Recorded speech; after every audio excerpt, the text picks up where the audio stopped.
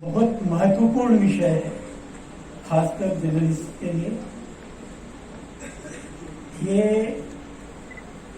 महत्वपूर्ण जितना है उसके साथ ही बहुत गंभीर भी है। गंभीरता बहुत ज्यादा है, जिसकी चर्चा अपन आगे करेंगे। इस विषय को थोड़ा गहराई में समझने के लिए हमें पिछले 30-40 वर्षों के इतिहास पर जरा गौर करना होगा। सूचना क्रांति, डिजिटल क्रांति, संचार क्रांति जैसे शुरू होती है, तभी से ये पत्रकारिता के ऊपर महत्वपूर्ण इम्पैक्ट शुरू हुए।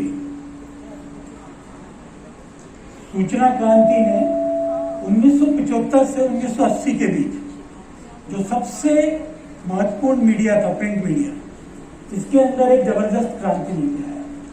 वो क्रांति थी कंप्यूटरों का उपयोग, कंप्यूटर से कंपोजिंग, और इसी दौरान साथ में आया संचार क्रांति का दौर, जिसमें फैक्स मशीन्स के द्वारा सूचना का प्रक्षेपण किया जाने लगा। तो ये 1975 से 1980 तक का जो दौर था, ये एक बड़ा जबरदस्त क्रांतिकारी दौर था और इसने पत्रकारिता को बहुत तेजी से प्रभावित किया। समाचारों की जो स्पीड थी, वो स्पीड लगभग 3 गुना ज्यादा बढ़ गई। जो पहले पारंपरिक मीडिया, जिस न्यूज के क्रिएशन और न्यूज के कंजम्पशन, यह टेक्निकल वर्ड है डिजिटल मीडिया का, कि न्यूज का क्रिएशन कैसे होता था और न्यूज का कंजम्पशन मतलब लोगों तक वो कैसे पहुंचता था, लोग उस सूचना को कैसे प्राप्त करते थे। ये जो परिवर्तन आया इस दौर में, ये सबसे ज्यादा महत्वपूर्ण था। यहीं से पत्रकारिता के ऊपर प्रभाव शुरू हो चुका था। फिर एक नया दौर शुरू हुआ 1980 के बाद, जब भारत में इलेक्ट्रॉनिक मीडिया का पदार्पण शुरू हुआ। टेलीविजन पे दूरदर्शन के समाचार शुरू हुए। एक नया पत्रकारों की फौज, टेलीविजन जर्नलिस्ट की हमारे साथ में जुड़े। एक नई पत्रकारिता का दौर आया, एक नया परिवर्तन आया। 1995 प्राइवेट न्यूज चैनल का पदार्पण। फिर इस सूचना की क्रांति ने, इस डिजिटल क्रांति ने हमें एक नया दौर प्रदान किया। 1995 से 2000 तक करीब ढेर सारे टीवी जर्नलिस्ट हमारी टीम में जुड़े। पत्रकारिता फिर बहुत जबरदस्त रूप से प्रभावित हुई। कुछ नए आयाम सामने आए, कुछ नए डायरेक्शंस मिले और पत्रकारिता फली फूली। 1998 से इंटरनेट का प्रभाव शुरू हो चुका था, क्योंकि भारत में 2G का प्रभाव बढ़ना शुरू हो गया था। 2G के आने से फिर एक बार सूचना तंत्र, ईमेल के द्वारा और दूसरे और संचार तंत्र रीसेट था। बहुत सारे और संचार तंत्र डेवलप हुए थे, जिसके द्वारा हमारी सूचना का या न्यूज क्रिएशन और फास्ट हुआ। सूचना पहुंचाने का जो जरिया था, जो मीडिया था, वो और फास्ट हुआ। और फिर एक जोरदार परिवर्तन देखने को मिला। इसके बाद एंट्री होती है 2000 से लेके 2010 के बीच का जो पीरियड। इसमें यहां से सोशल मीडिया का एक जबरदस्त इंट्रोडक्शन शुरू होता है। इंट्रोडक्शन शुरू होता है एक मनोरंजन के साधन के रूप में, फ्रेंडशिप तैयार करने के रूप में, दोस्ती यारी क्रिएट करने के रूप में सोशल मीडिया के रूप में हमारे जर्नलिज्म में एंट्री लेता है। 2004 एक ऐसा साल है जहां से गूगल ने सर्वप्रथम ऑर्कुट को लॉन्च किया था, जो सोशल मीडिया का सबसे पॉपुलर, ऐसे तो बहुत और दूसरे भी मीडिया थे, बट सबसे पॉपुलर ऑर्कुट शुरू हुआ 2004 में। ऑर्कुट ने बहुत पॉपुलैरिटी पाई, बट चूंकि वो डेस्कटॉप के ऊपर सीमित था और लोगों के पास उस वक्त कंप्यूटर्स इतने सस्ते नहीं थे और इंटरनेट की स्पीड उतनी फास्ट नहीं थी कि वो मल्टीमीडिया को हैंडल कर सके, तो उसका थोड़ा सा प्रभाव ज़्यादा नहीं हो पाया। इसी दौरान फेसबुक आ चुका था, बट भारत में फेसबुक का प्रभाव उतना शुरू नहीं हुआ था। वही कारण था, इंफ्रास्ट्रक्चर इतना जोरदार नहीं था कि इंटरनेट की स्पीड रहे। धीरे धीरे इंफ्रास्ट्रक्चर बढ़ना शुरू हुआ और एक जबरदस्त दौर आया 3G लॉन्च से।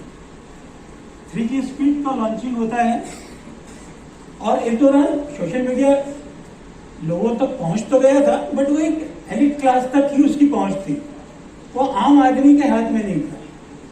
वो एक जो लोग एप्पल यूज करते थे, जो ब्लैकबेरी यूज करते थे, उनके पास ब्लैकबेरी मैसेंजर था या वाइबर था, इस तरह या याहू मैसेंजर पे लोग डेस्कटॉप पे चैटिंग करते थे, बातचीत करते थे, सूचना इधर से उधर जाती थी और SMS और MMS के थ्रू भी सूचनाएं पहुंचाई जाती थी। तो यहां भी बहुत सारी न्यूज क्रिएशन में और न्यूज कंजम्पशन में दोनों में स्पीड अप ज्यादा हुई, इनकी गति आगे बढ़ी। 2008 के बाद 2010 फिर एक बड़ा टर्न आता है जब 3G और ब्रॉडबैंड की स्पीड बहुत ज्यादा हुई, कंप्यूटर हार्डवेयर आज सस्ता हुआ और गूगल का एक बड़ा जबरदस्त आविष्कार एंड्रॉइड फोन हम लोगों के हाथों में पहुंचा, वो भी एक अफोर्डेबल प्राइस। एक आम आदमी के पास एक बहुत बड़ा हथियार एंड्रॉइड मोबाइल फोन आया और यहीं से पत्रकारिता के अंदर एक फिर बड़ा मोड़ आया, क्योंकि यहां पर 2008 में ट्विटर लॉन्च हो चुका था, फेसबुक भारत में अपनी पकड़ बहुत तेजी से बढ़ा रहा था, दूसरे और ब्लॉगिंग के प्लेटफॉर्म्स बहुत ज्यादा तेजी से आगे बढ़े थे और जो यंग पत्रकार थे उन्होंने ब्लॉगिंग को अपनाना शुरू कर दिया था और यहीं से न्यूज वेबसाइट्स जो लोकल न्यूज को कवरेज देती थी, न्यूज वेबसाइट का बड़ा तेजी से प्रभाव बढ़ना शुरू हुआ। लोग बड़े एंथुसियास्टिक थे, जो सीख को समझना चाहते थे वो लोग खुल के इस मैदान में कूद गए और बड़े अच्छे तरीके से डिजिटल मीडिया की एक अच्छी शुरुआत करी। तो ये अगेन 2010 का साल एक बहुत महत्वपूर्ण टर्न था पत्रकारिता पे डिजिटल क्रांति के प्रभाव का। 2014 फिर एक महत्वपूर्ण आता है जहां से हमारे यहाँ और इंटरनेट की स्पीड बढ़ी, रीच बढ़ी, छोटे छोटे शहरों तक इंटरनेट पहुंचा, मोबाइल का डाटा थोड़ा सस्ता हुआ, क्योंकि पहले आपको याद होगा पहले जितना काम होता था उतनी देर डाटा ऑन करके रखा जाता था और फिर तुरंत उसे बंद किया जाता था, क्योंकि डाटा अफोर्ड करना हर इंसान के बस की बात नहीं थी। तो खासकर पत्रकारों के लिए तो सबसे कठिन कार्य था उस डाटा को अफोर्ड करना। 2014 से 2020 इस दौरान फिर 4G आया। 2014 में 4G का लॉन्चिंग हो चुका था, बट छोटे शहरों में, हमारे इंदौर जैसे शहरों तक आने में इसको थोड़ा समय लगा। 2016 तक हम 4G को प्रॉपरली यूज करना शुरू कर चुके थे और 2016 में जियो ने अनलिमिटेड प्लान्स इंट्रोड्यूस किए और ये अनलिमिटेड प्लान्स ने पूरी दुनिया बदल के रख दी। कोई भी सेक्टर हो, ऐसा कोई सेक्टर नहीं बचा जिसको इसने उलट पुलट ना कर दिया। कोई भी प्रोफेशन हो, कोई भी चीज हो, और सबसे ज्यादा हमारे पत्रकार बंधुओं को बहुत सारे टूल्स प्रोवाइड कर रहा है। इतने ज्यादा इक्विपमेंट, इतने ज्यादा टूल्स किसी के पास मौजूद नहीं थे जो इस दौर में प्राप्त हुए।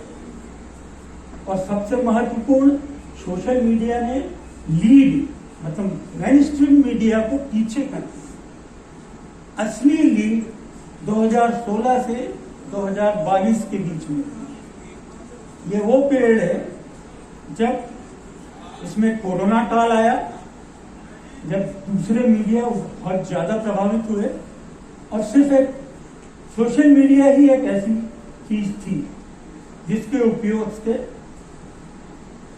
सभी तक तुरंत सूचनाएं पहुंच रही थी और बिना किसी इंटरप्शन के सभी लोग अप टू डेट थे पूरे हिंदुस्तान की न्यूज से, सारी दुनिया की न्यूज से, और उसका सारा क्रेडिट जा रहा था सोशल मीडिया। इसी दौरान सबसे ज्यादा नए पत्रकार, जो नॉन जर्नलिस्ट तबका था, वो भी इस दौड़ में कूद गया। सूचना तंत्र की, सूचना क्रिएशन की और सूचना के कंजम्पशन की, ये जो प्रोसेस है, इस दोनों प्रोसेस को जबरदस्त रूप से इस मीडिया ने एक्सप्लॉइट किया, इसका यूज किया। अब हम ये पूरी जर्नी देखने के बाद सोशल मीडिया की अपने मूल चीज पर आते हैं कि पत्रकारिता और सोशल मीडिया का रिलेशन क्या है। पत्रकारिता और सोशल मीडिया का सबसे बड़ा रिलेशन है एक ही आधार, न्यूज का क्रिएशन और न्यूज का कंजम्पशन। सोशल मीडिया का जर्नलिस्ट नहीं कहलाता, उसे कहा जाता है इन्फ्लुएंसर। ये वर्ड पूरी दुनिया में फेमस है, सोशल मीडिया इन्फ्लुएंसर। सबसे ज्यादा पॉपुलर सोशल मीडिया इन्फ्लुएंसर है हमारे देश के ध्रुव राठी, जो हिंदुस्तान में नहीं बैठते हैं, जो पत्रकार नहीं है, यूएस में बैठ के हिंदुस्तान की जनता को इन्फ्लुएंस करते हैं। ऐसे ढेर सारे इन्फ्लुएंसर आज सोशल मीडिया के द्वारा हमारे सामने आ चुके हैं। अब सबसे बड़ा प्रश्न यह है कि इन इन्फ्लुएंसर में और जर्नलिस्ट में फर्क क्या है। तो जर्नलिस्ट एक सुसंस्कृत परिवार को संबंधित व्यक्ति है जो अपनी मर्यादाओं के दायरे में एक स्पेसिफिक कोड ऑफ कंडक्ट को फॉलो करते हुए अपनी जिम्मेदारियों का निर्वाह करता है। सूचना का क्रिएशन और सूचना के कंजम्पशन में अपनी पूर्ण जवाबदारी के साथ अपना कार्य करता है।